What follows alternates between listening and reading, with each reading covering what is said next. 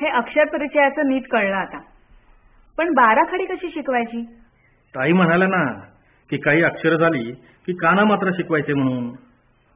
सकाळी आम्ही वर्गात पाहिलं, ताई मुलांना मात्रा शिकवत होती. पण मात्रेला मात्रा न म्हणता ती ए असं म्हणत होती. मी खरं तर तेव्हाच विचारणार होते तुम्हाला, पण वाटलं व्यत्यय येईल ना. प ला मात्रा पे असं न शिकवता प ए पे असं का शिकवत होती ती? काय काना, मात्रा, वेलांटी ही नावं आधीच जर शिकवली ना तर मुलांना वाचायला अडथळा होतो. म्हणजे म्हणजे म्हणजे एकदा तर स्वरचिन्हांची नावं शिकवली मुलांना की मुलं कसं वाचतात?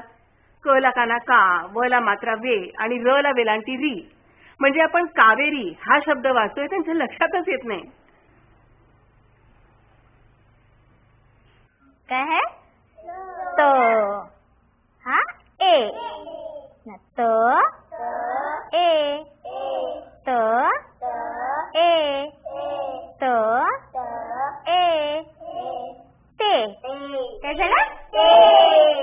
शाबाश. तू सांग काय ग?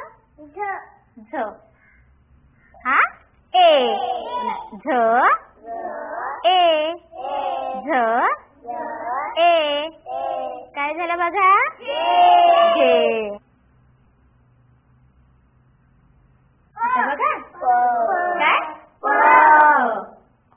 ए प ए प ए काय झालं? या प्रकारे शिकवून मुलांना वाचता पटकन येईल हे खरंय. पण काना, मात्रा ही नावं त्यांना कशी कळणार? नंतर सांगता येतील ना. एकदा का त्यांना चांगलं वाचता यायला लागलं ना की आवर्जून सांगावीत त्यांना ही नावं.